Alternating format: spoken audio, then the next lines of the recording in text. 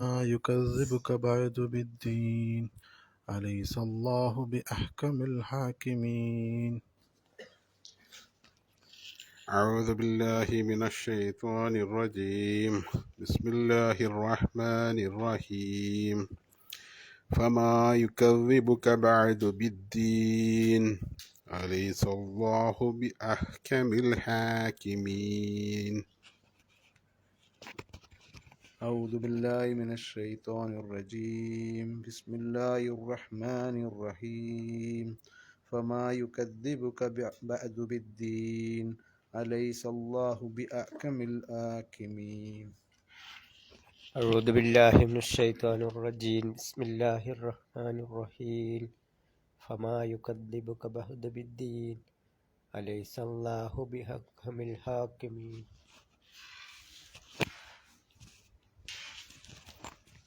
أعوذ بالله من الشيطان الرجيم. بسم الله الرحمن الرحيم. فما يكذبك بعد بالدين أليس الله بأحكم الحاكمين. أعوذ بالله من الشيطان الرجيم. بسم الله الرحمن الرحيم. فما يكذبك بعد بالدين أليس الله بأحكم الحاكمين.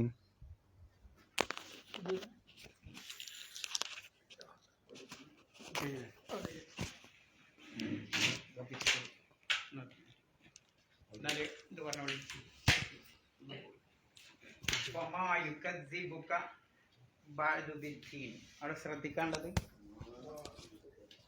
ഫമാ രണ്ട് കതിർ നീട്ടിയാൽ മതി. യുക്കസിബുക്ക അവിടെ പ്രത്യേകമായിട്ടൊന്നുമില്ല. ചില അക്ഷരങ്ങൾ തഫീമാവണം, ചില അക്ഷരങ്ങൾ തർഫീക്കാവണം. മറ്റൊന്ന് ബഅദു എന്ന് ദാലിന് എന്ത് ചെയ്യണം? ദാലിന് ലൊമ്മ് കൊടുക്കണം. ബഅദു ബിദ്ദീൻ. ബി കഴിഞ്ഞിട്ടൊരു അലിഫ് ഉണ്ടാവും, അതിലെന്തില്ല, ഉച്ചാരണം ഉണ്ടാവില്ല. ലാമുണ്ടാവും, അതിന് ഉച്ചാരണം ഉണ്ടാവില്ല. ബിദ്ദീൻ, അതാണ്. ഫമാ യുകദ്ദിബുക ബഅദു ബിദ്ദീൻ. ദീൻ എത്ര നീട്ടണം? 4 മുതൽ 6 കതിർ വരെ നീട്ടണം. പിന്നെ അ നിർബന്ധമായിട്ട് ഉച്ചരിക്കണം. അലൈസല്ലാഹു, അവിടെ അള്ളാഹു എന്നുള്ളടത്ത് കൂട്ടി ഓതുമ്പോൾ അലിഫിന് ഉച്ചാരണം ഉണ്ടാവില്ല. അലൈസല്ലാഹു ബി അ വീണ്ടും ഉച്ചരിക്കണം. അ നിർബന്ധമായിട്ട് ഉച്ചരിക്കണം. കത്തേൻ്റെ അംശയാണ്. ബി അഹ്കമിൽ ഹാക്കിമീൻ. ഹാക്കിമീൻ നമ്മൾ സ്റ്റോപ്പ് ചെയ്യുമ്പോൾ എന്ത് ചെയ്യണം? 4 മുതൽ 6 കതിർ വരെ നീട്ടണം. ആ ബത്തീനി വസൈത്തൂൻ ഒന്നിച്ചെല്ലാവരും കൂടി ഒന്ന് ഉറക്കോതി വെക്കണേ. അഴുതുബില്ല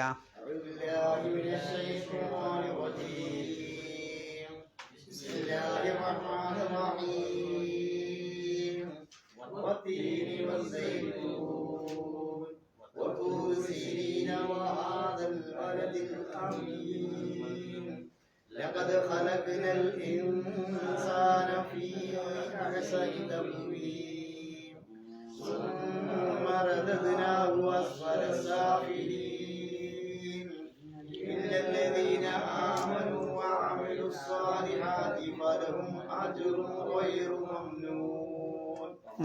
ما يكذبك بعد بالدين أليس الله بأحكم الحاكمين.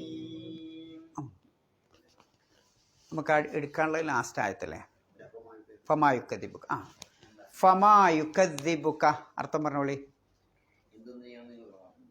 ഫ എന്നാൽ, അല്ലെങ്കിൽ അപ്പോൾ എന്നൊക്കെ അർത്ഥം. ഫ മാ യുക്കദ്ദിബുക. മാ എന്താ ഈ മാ പറഞ്ഞാൽ? മാക്ക് 2 അർത്ഥമുണ്ട്. ഒന്ന് എന്താണ്, മാ എന്താണ്. രണ്ടാമത്തെ ഒരർത്ഥം ആരാണ്. രണ്ടിനും മാ ഉപയോഗിക്കും. ഇനി നമ്മൾ ഓരോ ആശയം നോക്കാം. ഫ എന്നാൽ മാ യുക്കദ്ദിബുക, നബിയെ താങ്കളെ കളവാക്കാൻ പ്രേരിപ്പിക്കുന്നത് എന്താണ്.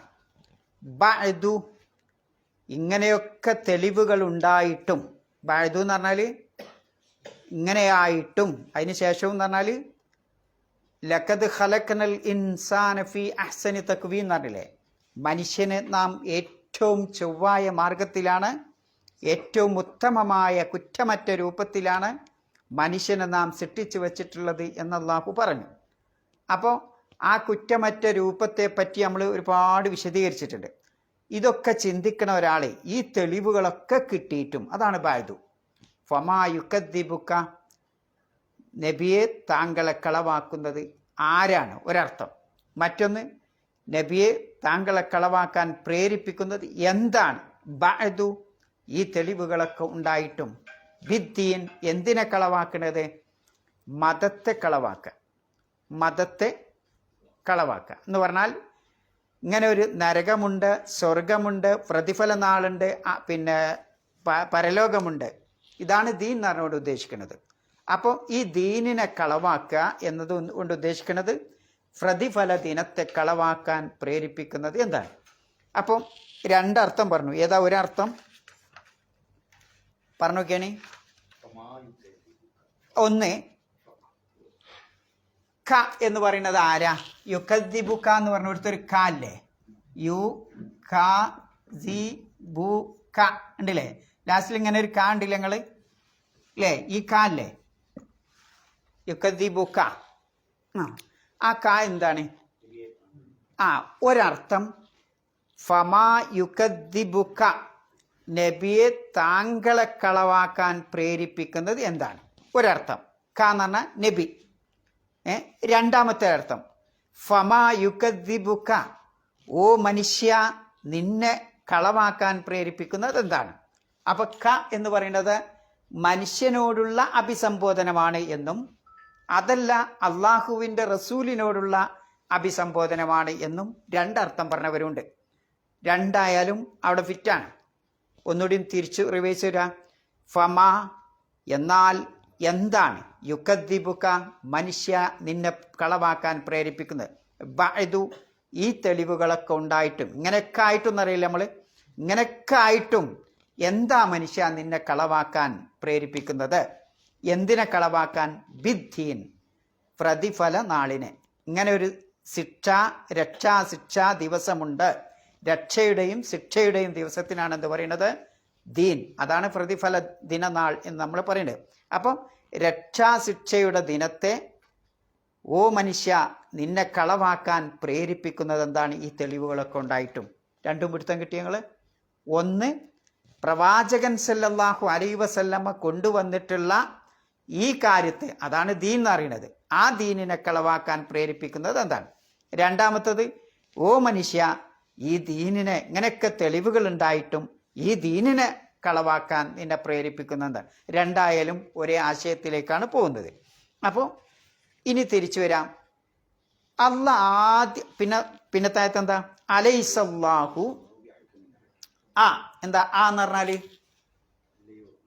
ആണോ അല്ലയോ, അലൈസ അല്ലയോ, അലൈസല്ലാഹു അല്ലാഹു അല്ലയോ, ബി അഹ്കം, ഹാക്കിം എന്ന് പറഞ്ഞാൽ എന്താ? വിധികർത്താവ്, കൺട്രോൾ ചെയ്യുന്നവൻ അല്ലേ, വിധികർത്താവ് അല്ലെങ്കിൽ കൺട്രോൾ ചെയ്യുന്നവൻ. അപ്പൊ അലൈസല്ലാഹു അല്ലാഹു അല്ലയോ, ബി അഹ്കം, അഹ്കം എന്ന് പറഞ്ഞാൽ എന്താ? ഹാക്കിം എന്ന് പറഞ്ഞാല് വിധികർത്താവ് അല്ലേ. പിന്നെ അഹ്കം എന്ന് പറഞ്ഞാലോ അതിന്റെ സൂപ്പർലേറ്റീവ് ഫോമാണ് ഏത്? അഹ്കം. ഹാക്കിം വിധികർത്താവ്. ആലിം എന്ന് പറഞ്ഞാൽ എന്താ അർത്ഥം? അറിവുള്ളവൻ. ആലം എന്ന് പറഞ്ഞാലോ ഏറ്റവും കൂടുതൽ അറിവുണ്ടാവും, അതിൻ്റെ അപ്പുറമല്ല. കബീർ എന്ന് പറഞ്ഞാൽ എന്താ? വലിയവൻ.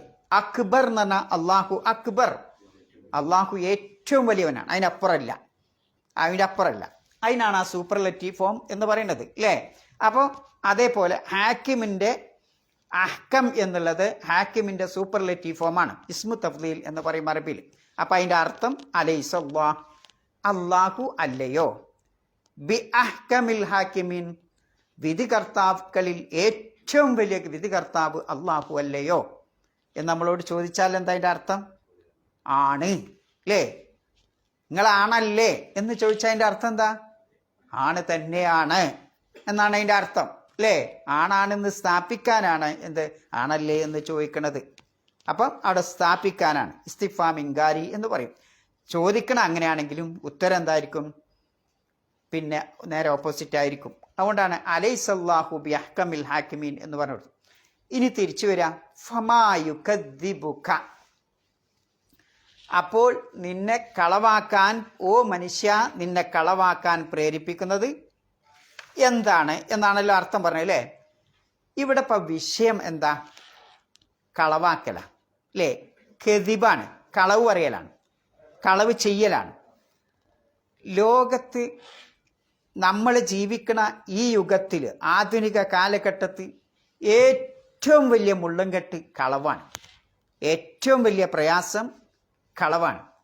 മനുഷ്യൻ ഇടപെടുന്ന ഏതൊക്കെ മേഖലകളുണ്ടോ, എ മുതൽ സെറ്റ് വരെ എന്തൊക്കെ മേഖലകളിലൂടെ, ആ ബിസിനസ് ആവട്ടെ, കച്ചവടമാവട്ടെ, മറ്റെന്തെങ്കിലും ക്രിയവിക്രയങ്ങളാവട്ടെ, വിവാഹ ജീവിതമാവട്ടെ, കുടുംബജീവിതമാവട്ടെ, എല്ലാ രംഗത്തും മനുഷ്യന് അവൻ്റെ നിത്യജീവിതത്തിലെ ഒരു കാര്യമായി, പിന്നെ മൈൻഡ് ചെയ്യാത്തൊരു കാര്യമായി മാറിയിരിക്കുകയാണ് കളവ് എന്ന്. കളവ് അറിയാമെന്നുള്ളതിൽ പിന്നെന്താണ്? നിത്യജീവിതത്തിലെ ഒരു സ്വഭാവമായി മാറിയിരിക്കുകയാണെന്നാണ്. അങ്ങനെ ഉണ്ടാവും എന്ന് ആര് പഠിപ്പിച്ചിട്ടുണ്ട്? പ്രവാചകൻ സല്ലല്ലാഹു അലൈഹി വസല്ലമ നമ്മെ പഠിപ്പിച്ചിട്ടുണ്ട്. എന്താ തെളിവ്? ലാ തഖൂമു സ്സാഅ ഹത്താ തുൽഹറൽ ഫിതൻ വയക്സുറൽ കദിബ്. അന്ത്യനാൾ വരൂല, അന്ത്യനാൾ വരില്ല. എന്താ? ഹത്താ തുൽഹറൽ ഫിതൻ, ഫിതൻ കുഴപ്പങ്ങൾ ഇങ്ങനെ പ്രകടമായി ഉണ്ടാവുന്ന. മാത്രമല്ല കളവ് എന്താവും? അധികരിക്കും. ഒരു കളവെന്നല്ല, ധാരാളമായി ആളുകൾ കളവ് പറഞ്ഞുകൊണ്ടിരിക്കും എന്ന് ഇമാം അഹ്മദ് റഹ്മത്തുള്ളാഹി അലൈഹി റിവായത്ത് ചെയ്യുന്ന ഹദീസിൽ കാണാം. അപ്പം അന്ത്യനാളിൻ്റെ അടയാളമാണ് ഇത്. അന്ത്യനാളിൻ്റെ അടയാളങ്ങൾ അലാമാത്തുൻ കുബറയുണ്ട്, അലാമാത്തുൻ സുഹറയുണ്ട്. അന്ത്യനാളിന് ചെറിയ ചെറിയ അടയാളങ്ങളുണ്ട്, വലിയ വലിയ അടയാളങ്ങളുണ്ട്. വലിയ അടയാളമാണിത്. ആകാശങ്ങൾ ഇടിഞ്ഞു വീഴുക അല്ലേ, നക്ഷത്രങ്ങൾ തകർന്നു വീഴുക, സൂര്യൻ അതിൻ്റെ പ്രകാശം കെട്ടുപോവുക, ഇത്തരത്തിലുള്ള വലിയ വലിയ അടയാളങ്ങളുണ്ട്.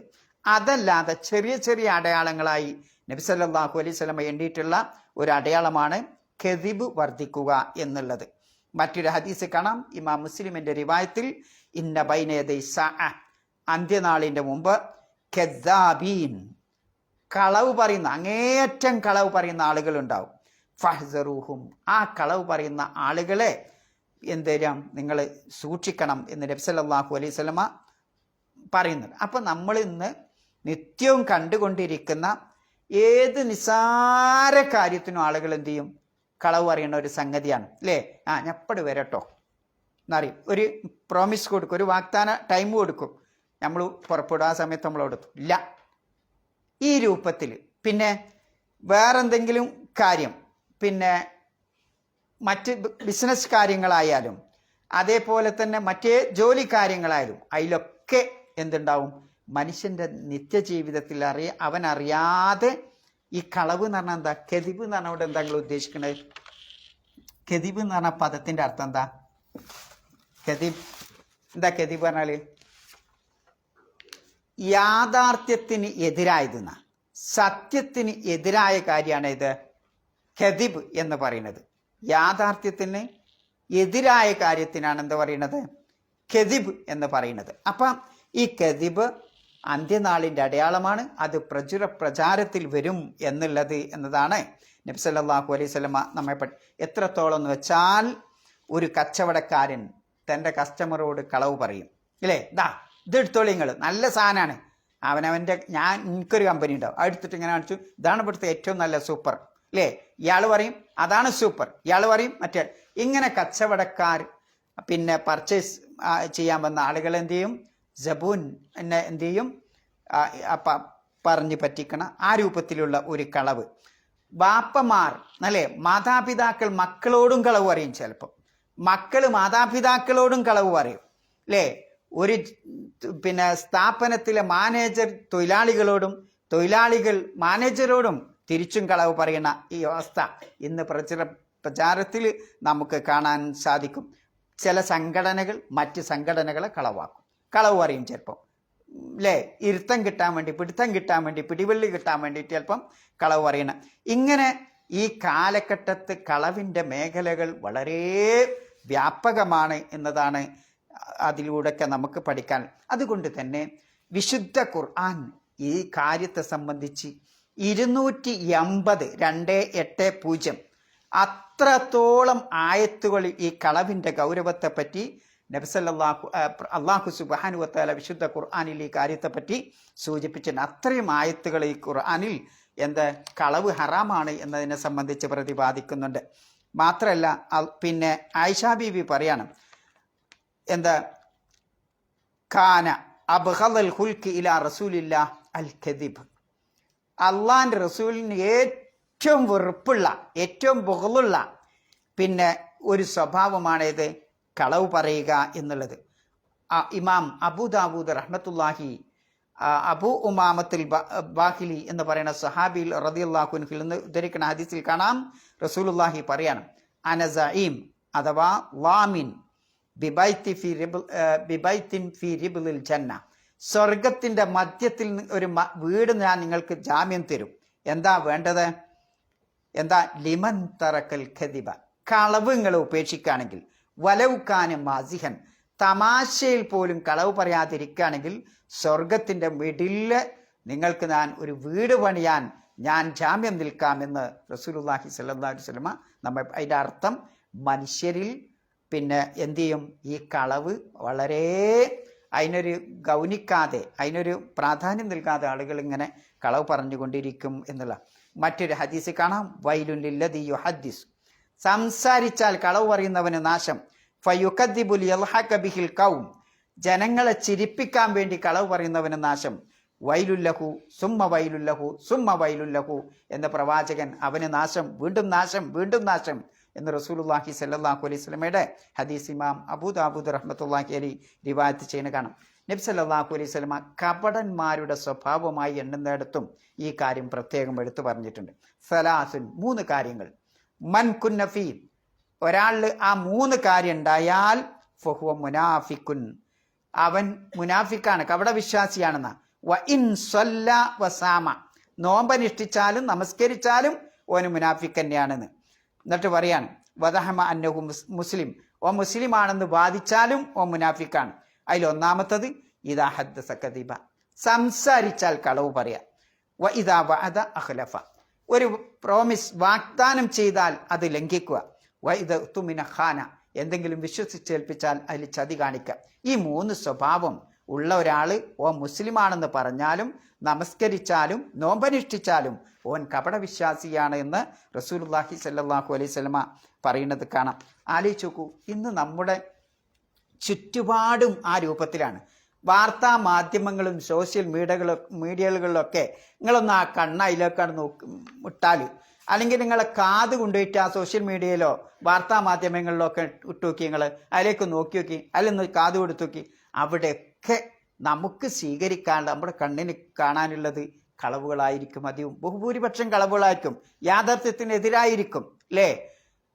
ഫോളോവേഴ്സ് കിട്ടാൻ വേണ്ടിയിട്ട് ചിറകും തുങ്കലും വെച്ച വാർത്തകളായിരിക്കും അധികവും ഉണ്ടാവുക.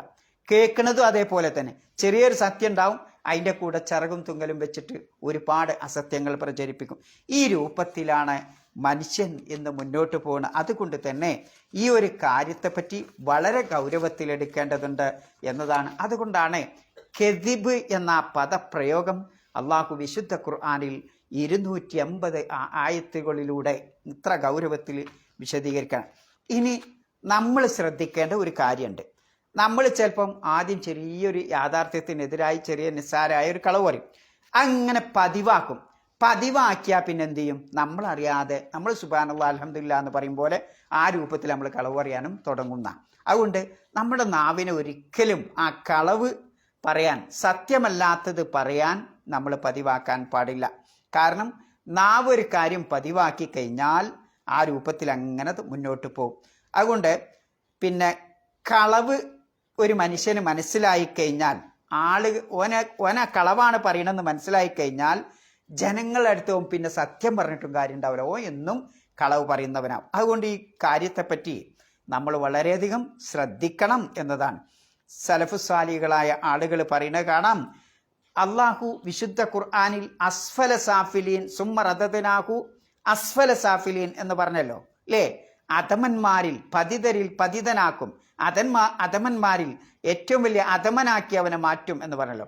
അവന് ഏറ്റവും അധമനാക്കി മാറ്റാനുള്ള സ്വഭാവമാണ് ഈ കളവ് എന്ന് പറയുന്നത്. അതുകൊണ്ടാണ് ഫമാ യുകദ്ദിബുക എന്ന് അല്ലാഹു തആല ഉടനെ തന്നെ ചോദിച്ചതെന്നാ അല്ലേ? അപ്പം മനുഷ്യന് ഏറ്റവും ഡൗൺ ആവാൻ, അല്ലെങ്കിൽ ഏറ്റവും വലിയ പതിതനാവാൻ, ഏറ്റവും വലിയ അധർമ്മകാരിയാവാൻ അവനെ പ്രേരിപ്പിക്കുന്നത് ഈ കളവാണ് എന്നുള്ളതാണ്. അപ്പം ആ കളവിനെ നമ്മൾ ശ്രദ്ധിക്കണം. എന്നാൽ മനുഷ്യനെ ഏറ്റവും ഉത്തുംഗതയിലെത്താൻ, ഏറ്റവും ഉയർച്ച ലഭിക്കാൻ അവനെ പ്രേരിപ്പിക്കുന്ന അവൻ്റെ വിശ്വാസവും സൽക്കർമ്മമാണ്. അതുകൊണ്ടാണ് ഇല്ലല്ലദീന ആമനു വ അമിലുസ് സാലിഹാത്തി എന്ന് അല്ലാഹു തആല അവിടെ പ്രത്യേകം എടുത്തു പറഞ്ഞിട്ട്, പിന്നെ അള്ളാഹു ആ ഇല്ലല്ലദീന ആമനു വ അമിലുസ് സാലിഹാത്തി പറഞ്ഞിട്ട് എന്താ പറയുന്നത്?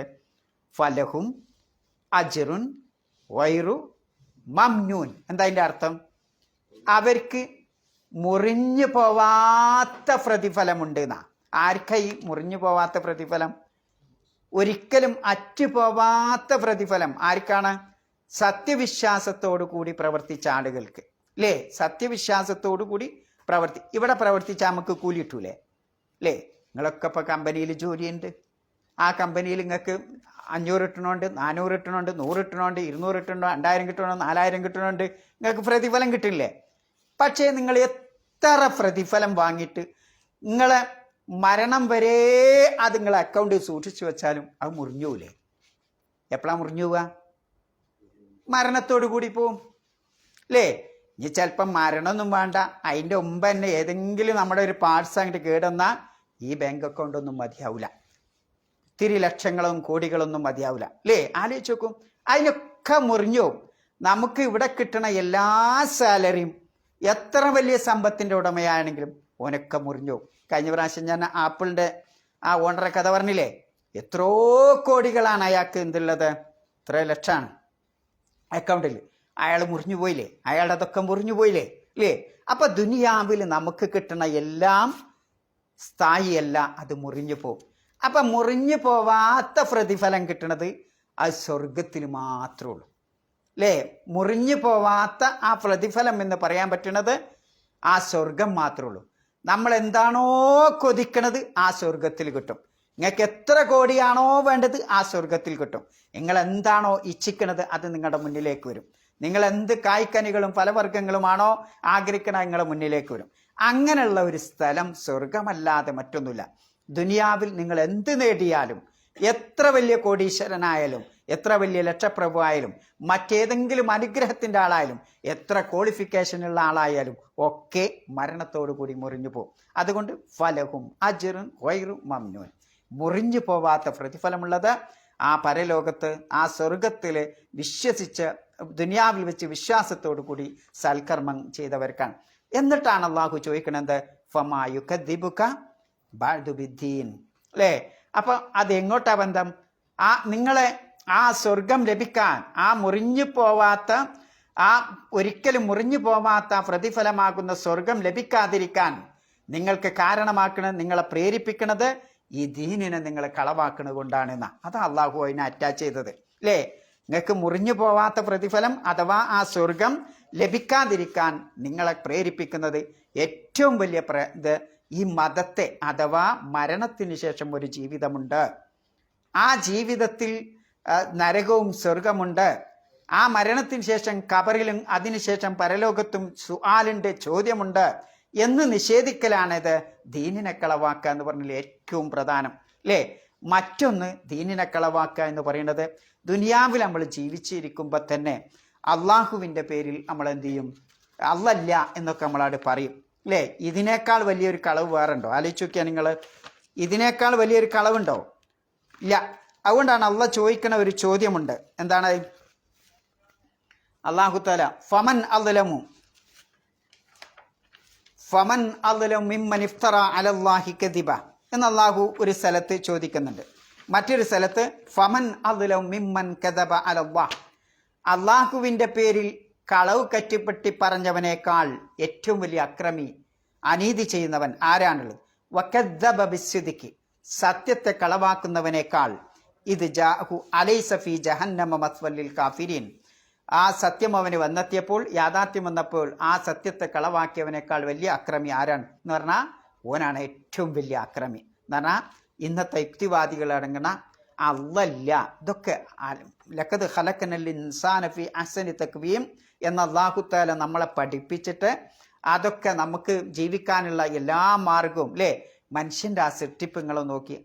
ലഖദ് ഖലഖനൽ ഇൻസാന ഫീ തഖ്വീം എന്ന് പറഞ്ഞിടത്ത് മനുഷ്യന് സംസാരിക്കാനുള്ള കഴിവ്, ചിന്തിക്കാനുള്ള കഴിവ്, തെറ്റും ശരിയും നല്ലതും ചീത്തയും വേർതിരിച്ച് മനസ്സിലാക്കാനുള്ള ബുദ്ധി അല്ലേ, നടക്കാൻ പിന്നെ ഉള്ള കാല് ചലിപ്പിക്കുന്നത് അല്ലേ, ഇങ്ങനെ തുടങ്ങി അറിവ് ശേഖരിക്കാനുള്ള മേഖലകൾ, ഇതൊക്കെ പടച്ചോൻ മറ്റ് സൃഷ്ടിജാലങ്ങൾക്ക് തരാത്ത ഒരുപാട് പ്രത്യേകതകൾ മനുഷ്യന് നൽകിക്കൊണ്ട് ഏറ്റവും ചൊവ്വായ മാർഗത്തിലാണ് മനുഷ്യനെ അള്ളാഹു സൃഷ്ടിച്ചിട്ടുള്ളത്.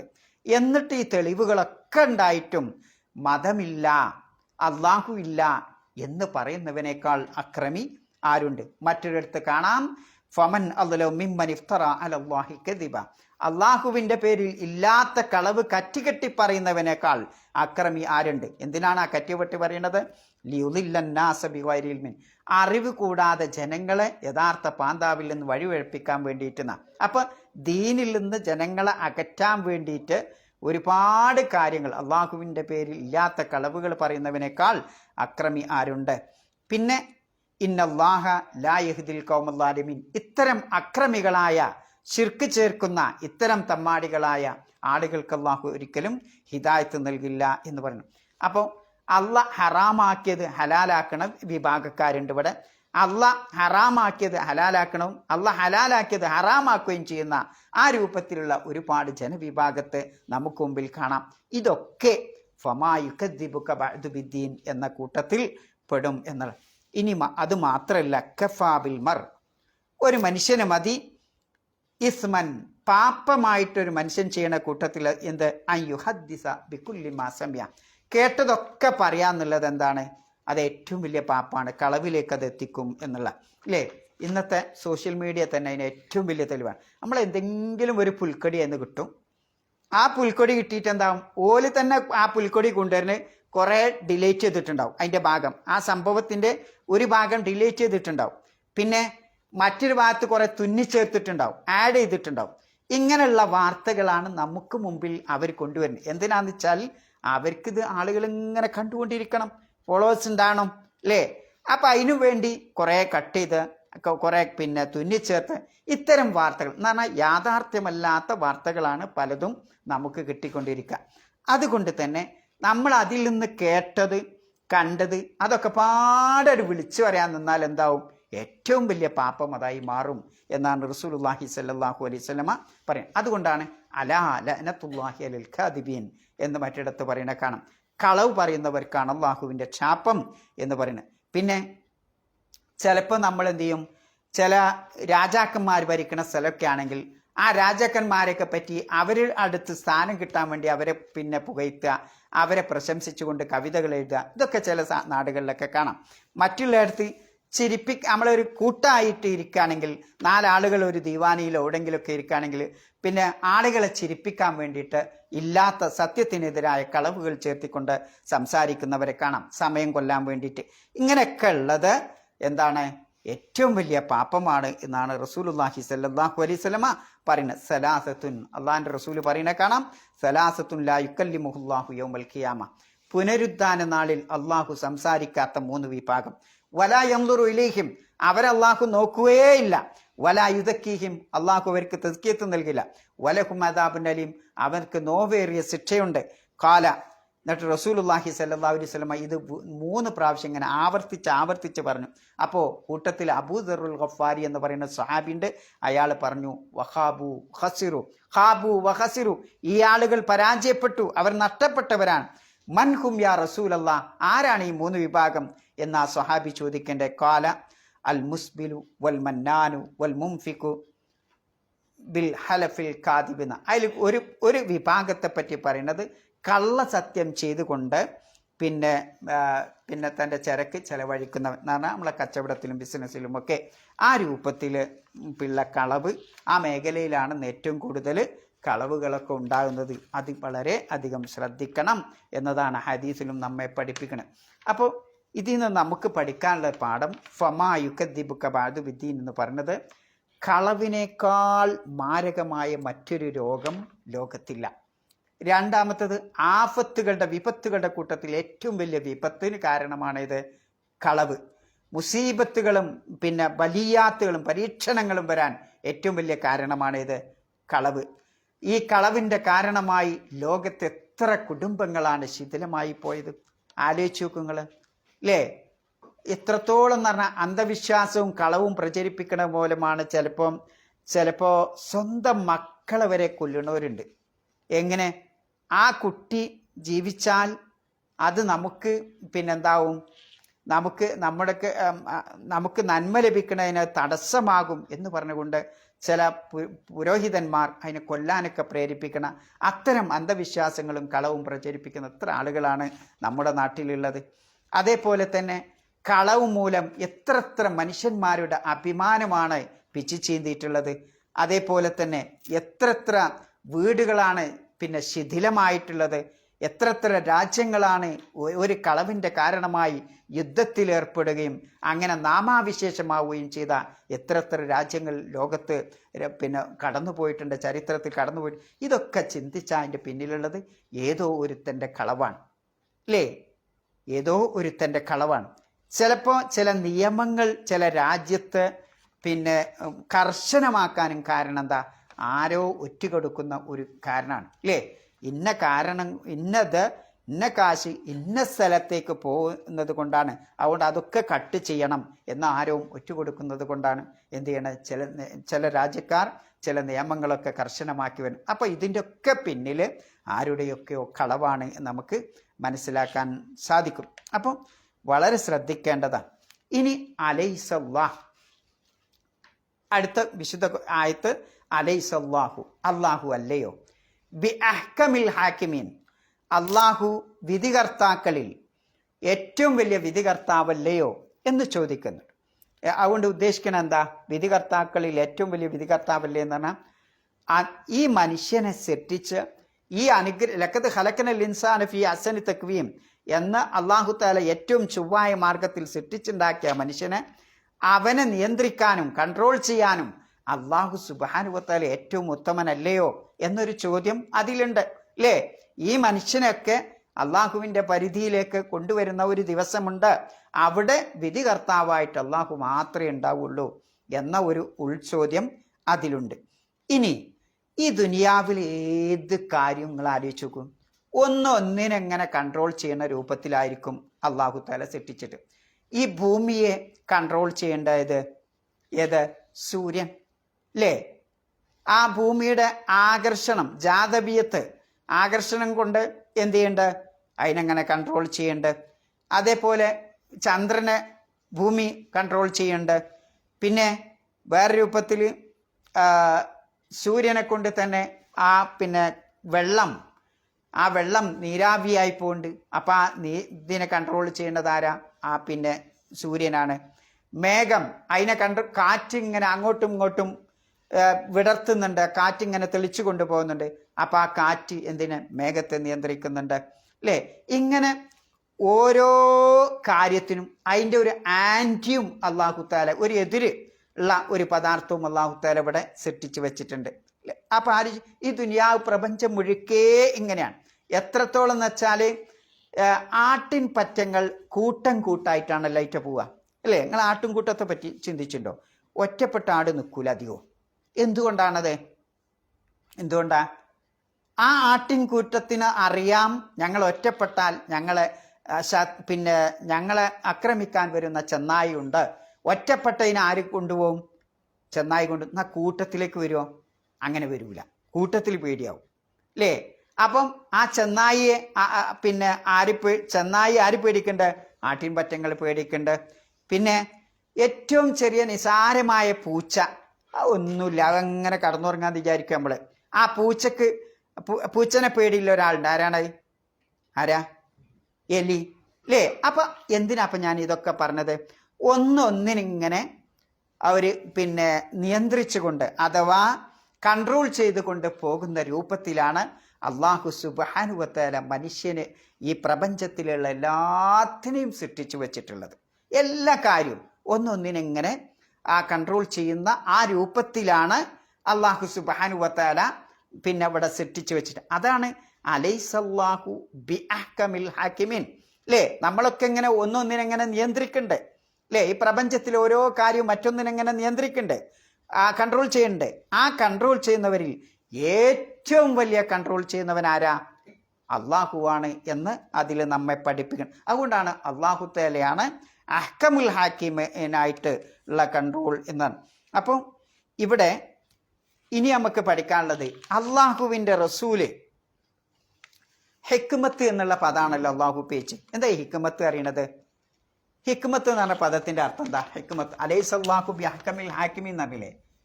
ഹിക്മത്ത് പറഞ്ഞാൽ എന്താ? ഹിക്മത്ത് എന്ന് പറഞ്ഞാൽ ഒരു ഭാഷയിൽ എൻ്റെ അർത്ഥം ഒരു സംഗതി അത് വെക്കേണ്ട സ്ഥലത്ത് വെക്കുക ആണ് ഹിക്മത്ത്. ഒരു കാര്യം അല്ലെങ്കിൽ ഒരു വസ്തു അത് വെക്കേണ്ട സമയത്ത് വെക്കേണ്ട സ്ഥലത്ത് വെക്കുക, അതിനാണ് എന്ത് പറയാ? ഹിക്മത്ത്. ഇപ്പൊ ഉദാഹരണമായി ഇബാദത്ത് എന്ന് പറയുന്നത് ആർക്കാ കൊടുക്കേണ്ടത്? അള്ളാഹ്ക്ക് മാത്രമേ കൊടുക്കാവൂ. അപ്പം ആ അള്ളാഹ്ക്ക് അത് കൊടുക്കേണ്ട സമയത്ത് കൊടുക്കുക. അല്ല മരിച്ചു കഴിഞ്ഞിട്ടാണോ? അല്ല. അപ്പം ദുനിയാവിൽ ജീവിച്ചിരിക്കുന്ന ആ സമയത്ത് അള്ളാഹിൻ്റെ അവകാശമായ ആ ഇബാദത്ത് അള്ളാഹ്ക്ക് കൊടുക്കുക, അതാണ് ഹിക്മത്ത് എന്ന് പറയുന്നത്. അത് അള്ളാഹു അല്ലാത്തവർക്ക് കൊടുക്കുമ്പോൾ അതിൻ്റെ പേരാണ് ഇത് ഷിർക്ക് എന്ന് പറയുന്നത്. അല്ലേ, ലുൽമ് എന്ന് പറയുന്നത്. ഹിക്മത്തിൻ്റെ നേരെ എതിരാണിത് ലുൽമ്. അപ്പോൾ ഈ ലുൽമ് നമ്മളെ ജീവിതത്തിൽ ഉണ്ടാകാൻ പാടില്ല. അത് ആരാധനയുടെ വിഷയമായാലും ഞാൻ ഇയാളെ അനർഹമായി ഞാൻ ആക്രമിക്കാൻ പാടില്ല. കാരണം ആക്രമിച്ചാൽ അത് ലുൽമാണ്. ഞാൻ അള്ളാഹുക്ക് കൊടുക്കേണ്ട അവകാശമാകുന്ന ഇബാദത്ത് അള്ളാഹു അല്ലാത്തവർക്ക് കൊടുത്താൽ ഞാൻ ലുൽമ് ചെയ്യുന്നവനാണ്. അപ്പം ലുൽമിൻ്റെ മേഖല വളരെ വിശാലമാണ്. അതാണ് ഹിക്മത്ത് കൊണ്ടുള്ള ഒരർത്ഥം. അപ്പം കളവ് പറയുക എന്നുള്ളത് എന്താണ്? കളവ് പറയുക എന്നുള്ളത് ഏറ്റവും വലിയ ലുൽമാണ്. കളവ് പറയുക എന്നുള്ളത് ഏറ്റവും സിദ്ക്ക് പറയാ, സത്യം പറയുക എന്നുള്ളതാണ് ഏറ്റവും വലിയ ഹിക്മത്ത്. ഒരു മനുഷ്യൻ സത്യത്തിൻ്റെ പിന്നാലെ പോവുക എന്നുള്ളതാണ് ഏറ്റവും വലിയ ഹിക്മത്ത്. അതുകൊണ്ടാണ് ഹിക്മത്തുള്ള ആളുകളെ അള്ളാഹു തആല എന്തോരും ഒരു ആയത്തിൽ ഇങ്ങനെ കാണാം, വിശുദ്ധ ഖുർആനിൽ യുഅ്തിൽ ഹിക്മത മൻ യശാ. അള്ളാഹു ഹിക്മത്ത് നൽകും മൻ യശാ, അവൻ ഉദ്ദേശിക്കുന്നവർ. എന്നിട്ട് പറയാം വമൻ യുഅ്തിൽ ഹിക്മ, ആർക്കാണോ ഹിക്മത്ത് അള്ളാഹു തആല നൽകുന്നത് ഫഖദ് ഊതിയ ഖൈറൻ കസീറ, അള്ളാഹു അവന് ധാരാളം നന്മകളാണ്. ഖൈറുൻ കസീർ, ധാരാളം നന്മകളാണ് ഹിക്മത്തുള്ള ഒരാൾക്ക്, ഹിക്മത്ത് കിട്ടിയ ഒരാൾക്ക് അള്ളാഹു തആല അതുമൂലം ആ മനുഷ്യന് ലഭിക്കണമെന്നാണ്. പിന്നെ വമാ യദ്ദക്കറു ഇല്ലാ ഉലുൽ അൽബാബ്, ബുദ്ധിയുള്ള ആളുകളല്ലാതെ ഉറ്റാലോചിക്കുന്നില്ല എന്ന് പറഞ്ഞുകൊണ്ടാണ് ആയത്ത് അവസാനിപ്പിക്കുക. അപ്പം ഒരാൾക്ക് ഹിക്മത്ത് ഉണ്ടെങ്കിൽ ആ ഒരു നന്മ, ആ ഒരു ഇത് ഒരാൾക്ക് കിട്ടിയിട്ടുണ്ടെങ്കിൽ ധാരാളം നന്മ അയാൾക്ക് നേടിയെടുക്കാൻ പറ്റും എന്നുള്ളതാണ്. ഒരു ഹിക്മത്തുള്ള മനുഷ്യനാണ് എങ്കിൽ അയാളുടെ ജീവിതത്തിൻ്റെ എല്ലാ മേഖലകളിലും എല്ലാ പ്രവർത്തനങ്ങളിലും അയാളുടെ വാക്കിലുമൊക്കെ എന്തുണ്ടാവും? ആ ഹിക്മത്തുള്ള മനുഷ്യൻ ഒരു ഭക്തനായിരിക്കും, അള്ളാഹുവിൻ്റെ ഭക്തനായ ഒരു അടിമയായിരിക്കും, ഏറ്റവും വലിയ സൂക്ഷ്മത പാലിക്കുന്നവനായിരിക്കും, ഏറ്റവും കൂടുതൽ അള്ളാഹുവിൻ്റെ അനുഗ്രഹങ്ങൾക്ക് നന്ദി ചെയ്യുന്നവനായിരിക്കും, അള്ളാഹുവിനെ ഓർക്കുന്നവനുമായിരിക്കും ആ അടിമ എന്നുള്ളതാണ്. അപ്പം ഹിക്മത്ത് ഉണ്ടാവുക എന്നുള്ളത്. അതുകൊണ്ടാണ് ലോകത്ത് ഏറ്റവും കൂടുതൽ ഉള്ളതും ഈ ഹിക്മത്തുള്ള ആളുകൾക്കാണ്. ഹിക്മത്തുള്ള ആളുകളോടാണ് മറ്റുള്ളവർക്ക് ശത്രുത ഉണ്ടാകും. റസൂലുള്ളാഹി സ്വല്ലല്ലാഹു അലൈഹി വസല്ലമയുടെ ഹദീസിൽ കാണാം, ലാ ഹസദ ഇല്ലാ ഫി ഇസ്നൈൻ, രണ്ട് കാര്യത്തിലല്ലാതെ അസൂയയില്ല എന്നാണ്. ഒന്ന് റജുലുൻ ആതാഹുല്ലാഹു മാലൻ, ഒരാൾക്ക് അള്ളാഹു കുറേ സമ്പത്താണ് നൽകി, ഫസല്ലത്തുഹു അല ഖലഖതിഹി, അങ്ങനെ ഫിൽ ഹക്ക്, അങ്ങനെ ആ സമ്പത്ത് അയാൾ ചെലവഴിക്കാൻ വേണ്ടി സത്യത്തിൻ്റെ മാർഗത്തിൽ ചെലവഴിക്കാൻ വേണ്ടി തീരുമാനിച്ചു, അല്ലെങ്കിൽ അതിനു വേണ്ടി ഒരുക്കി വെച്ചു. അങ്ങനെയുള്ള ഒരാളോട് മാത്രമേ എന്ത് ചെയ്യാൻ പാടുള്ളൂ? അസൂയ ഉണ്ടാകാൻ പാടുള്ളൂ. രണ്ടാമത്തത് വറജുനുൻ ആതാഹുല്ലാഹു ഹിക്മ ആണ് ഇപ്പം നമ്മളെ വിഷയം. ഒരാൾക്ക് അള്ളാഹു തആല ഹിക്മത്ത് നൽകി, ആ ഹിക്മത്ത് കൊണ്ട് ഉദ്ദേശിക്കുന്നത് അറിവാണ്. അറിവ് നൽകി, അങ്ങനെ ആ അള്ളാഹു ഉദ്ദേശിച്ച മാർഗത്തിൽ അയാൾ ചെലവഴിക്കുകയും മറ്റുള്ളവർക്ക് പഠിപ്പിച്ചു കൊടുക്കുകയും ചെയ്യുകയാണെങ്കിൽ അയാളോട് നമുക്ക് എന്ത് ചെയ്യാം? അസൂയ കാണിക്കാം. മറ്റുള്ള കാര്യത്തിൽ എന്ത് ചെയ്യാൻ പാടില്ല? അസൂയ കാണിക്കാൻ പാടില്ല. ഇനി ഹക്കീം എന്ന് പറയുന്നത് അള്ളാഹുവിൻ്റെ ഒരു നാമമാണ്. അൽ ഹക്കീം എന്ന് പറയുന്നതാണ് അള്ളാഹുവിൻ്റെ നാമം. ഹക്കീം എന്ന് അലിഫ്ലാം ഇല്ലാതെ പറയുകയാണെങ്കിൽ അള്ളാഹുവിൻ്റെ സിഫത്താണ്. അപ്പോൾ നാമമായിട്ടും സിഫത്തായിട്ടും എന്ത് വന്നിട്ടുണ്ട്? ഹക്കീം എന്ന് വന്നിട്ടുണ്ട്. ഹക്കീം എന്ന പദം വിശുദ്ധ ഖുർആനിൽ അത് സ്വന്തമായിട്ട് വന്നിട്ടില്ല.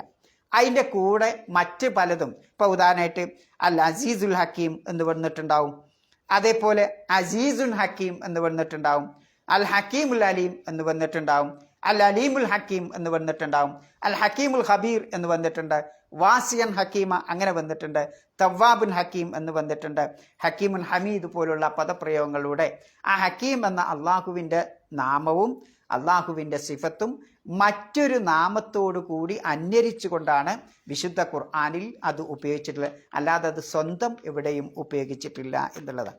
അസീസുൽ ഹക്കീം എന്ന പദപ്രയോഗം ഇത് അള്ളാഹുവിൻ്റെ വിശുദ്ധ ഖുർആനിൽ 29 പ്രാവശ്യം ഉപയോഗിക്കുമ്പോൾ അസീസുൻ ഹക്കീം എന്ന അലിഫിലാമില്ലാതെ സിഫത്തായിട്ട് അള്ളാഹു തആല അത് 13 പ്രാവശ്യം ഖുർആനിൽ ഉപയോഗിക്കുന്നുണ്ട്. അതേപോലെ തന്നെ അൽ ഹക്കീമുൽ അലീം എന്നുള്ള 2 തവണയാണ് ഉപയോഗിക്കുന്നത്. അൽ അലീമുൽ ഹക്കീം എന്ന് നേരെ ഓപ്പോസിറ്റ് വരുന്നത് പിന്നെ 4 തവണയാണ്. അൽ ഹക്കീമുൽ ഖബീർ എന്നുള്ള 3 തവണയാണ്. ഇങ്ങനെ വിശുദ്ധ ഖുർആൻ പരിശോധിച്ച് നോക്കിയാൽ 3ഉം 4ഉം 1ഉം 2ഉം തവണകളൊക്കെ 29 ഒക്കെ തവണ അത് ആവർത്തിച്ച് വന്ന് കാണാം. അപ്പോൾ അതൊക്കെ കാണിക്കുന്നത് അതിൻ്റെ പ്രാധാന്യമാണ്. ഇനി അള്ളാഹുവിൻ്റെ റസൂലിൻ്റെ ജീവിതത്തിൽ ഈ ഒരു സ്വഭാവം നമുക്ക് നിയലിച്ച് നിൽക്കുന്നത് കാണാമെന്നാണ്. എന്താ തെളിവ്? പ്രവാചകനാവുന്നതിന് മുമ്പ് തന്നെ നിങ്ങൾക്ക് അറിയാവുന്ന ഒരു സംഭവമുണ്ട്. എന്താണത്? ഖുറൈശികളിൽ പിന്നെ കഅബ പണിയുമ്പോൾ ഹജറുൽ അസ്വദ് എവിടെ വെക്കണം എന്ന് പറഞ്ഞിട്ട് എന്തുണ്ടായി? കച്ചറുണ്ടായി. കച്ചറുണ്ടായപ്പം 4-5 ദിവസം അവരെന്ത് ചെയ്തു? അങ്ങനെ തന്നെ പോയി. അങ്ങനെ ഒരു യുദ്ധത്തിൻ്റെ വക്കോളം എത്തി. പെട്ടെന്ന് യുദ്ധം ഉണ്ടാവുകയത് അന്ന് ആ കാലഘട്ടത്തൊക്കെ അല്ലേ? ആ യുദ്ധത്തിന് ഇങ്ങനെ ഒരുങ്ങി നിൽക്കുമ്പോൾ ഖുറൈശികളുടെ ഏറ്റവും പ്രധാനിയും ഏറ്റവും പ്രായം കൂടിയ ഒരാളുണ്ട്.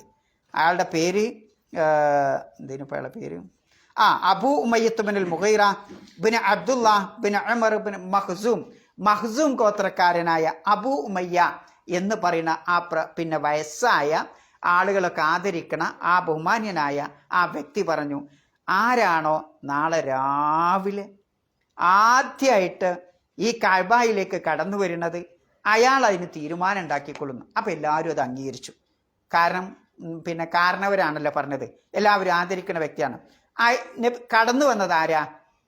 നബി സല്ലല്ലാഹു അലൈഹി വസല്ലമയാണ്. അന്ന് നബി ആയിനോ? ഇല്ല, നബി ആയിട്ടില്ല. പ്രവാചകത്വം ലഭിക്കുന്നതിന് മുമ്പാണിത്.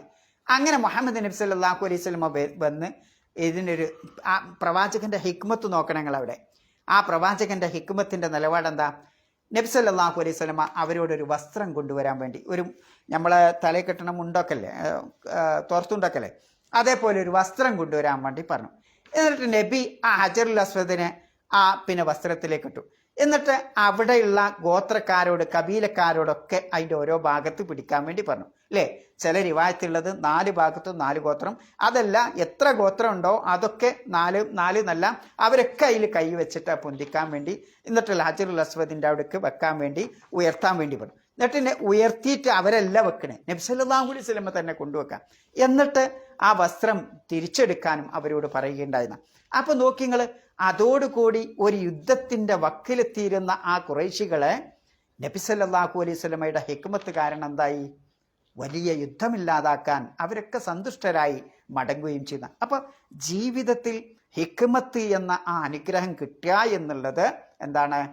ഒരു മഹാനുഗ്രഹമാണ് എന്ന് ആ സംഭവം നമ്മെ പഠിപ്പിക്കുന്നു. രണ്ടാമത്തൊന്ന്, നബി സല്ലല്ലാഹു അലൈഹി വസല്ലമയുടെ കാലഘട്ടത്ത് മദീന പള്ളിയിലേക്ക് പിന്നെ ഒരാൾ വരികയാണ്. ഒരു അറാബി കടന്നു വന്നു. അറാബി കടന്നു വന്നിട്ട് പിന്നെ പള്ളിയിൽ അങ്ങോട്ട് മൂത്രമൊഴിച്ചു. അനസ് ബിൻ മാലിക് റളിയല്ലാഹു അൻഹു റിപ്പോർട്ട് ചെയ്യുന്ന ഹദീസിൽ കാണാം, ഇമാം മുസ്ലിമിൻ്റെ ഹദീസിലാണ് ഇതുള്ളത്. അങ്ങനെ അയാൾ പറയാണ്, ഞങ്ങൾ നബി സല്ലല്ലാഹു അലൈഹി വസല്ലമയുടെ മദീന പള്ളിയിൽ ഇരിക്കുമ്പോൾ ഒരു അറാബി കടന്നു വന്നിട്ട് എന്ത് ചെയ്യും? പള്ളിയിൽ അങ്ങോട്ട് മൂത്രമൊഴിച്ചു. സ്വാഭാവികമായിട്ടും സഹാബിമാർ, നബിയുടെ സഹാബിമാർ എന്ത് ചെയ്യും? ഗർജിക്കും അല്ലേ? ആ സഹാബിമാർ പറഞ്ഞു മഹ് മഹ്, നിർത്തടാ, മുദ്രയിക്കരുത് എന്ന് അവര് ഉച്ചത്തിൽ ഒച്ച ഉണ്ടാക്കി അവർ. അപ്പൊ നബി സല്ലല്ലാഹു അലൈഹി വസല്ലം പറഞ്ഞു ലാ തുസിരിമു ദഅു, അയാളെങ്ങൾ വിട്ടേക്കുക, അയാളെങ്ങൾ എന്ത് ചെയ്യരുത്? ആക്ഷേപിക്കേണ്ട ആവശ്യമില്ല, അയാളെ പിന്നെ അടിച്ച് പിന്നെ പരത്തേണ്ട ആവശ്യമൊന്നുമില്ല അല്ലേ? അങ്ങനെ കച്ചറ ഉണ്ടാക്കേണ്ട ആവശ്യമില്ല, അയാൾ മൂത്രമൊഴിക്കട്ടെ.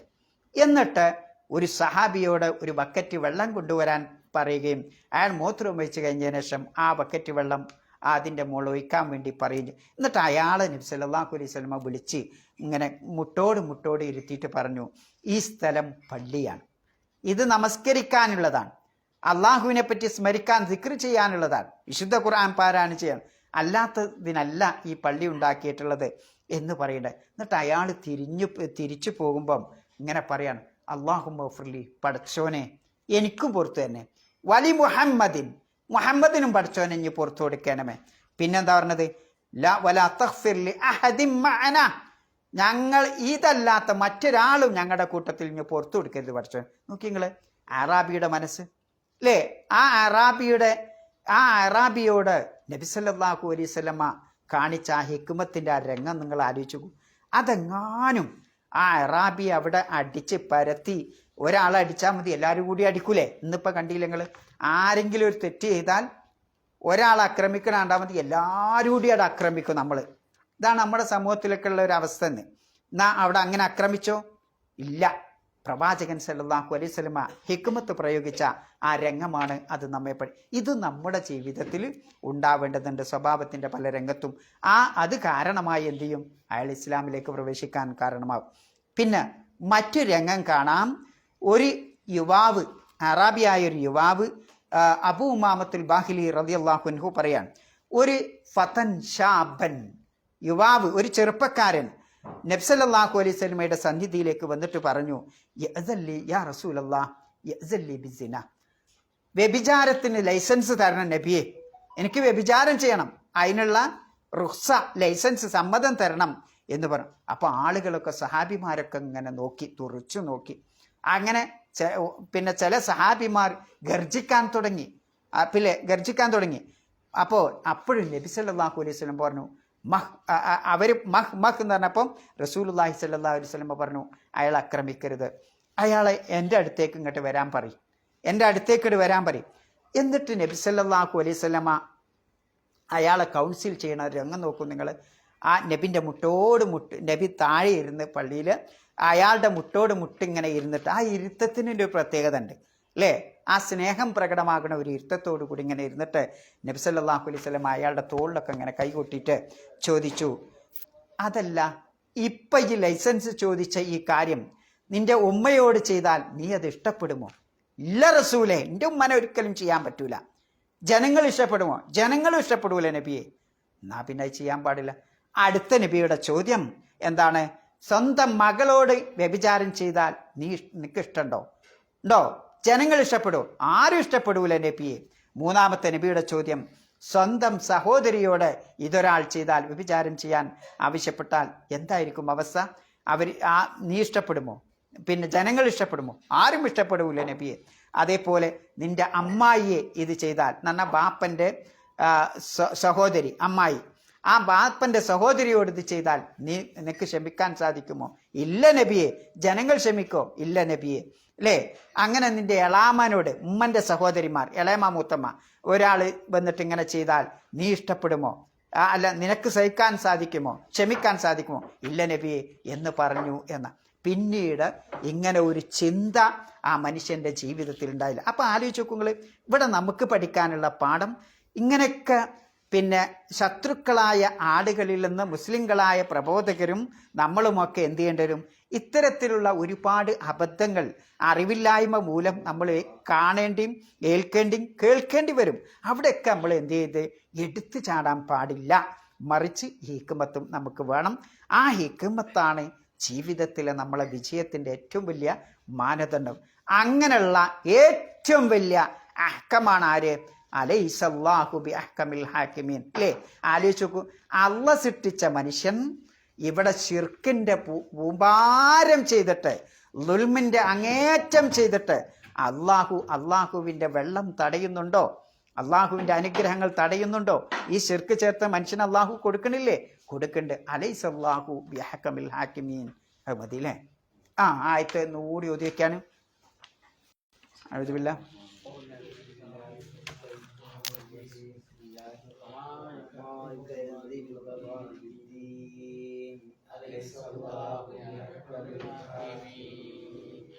മതി. സുബ്ഹാനക്കല്ലാഹുമ്മ ബിഹംദിക അഷ്ഹദു അല്ലാ ഇലാഹ ഇല്ല അൻത അസ്തഗ്ഫിറുക വഅതൂബു ഇലൈക്.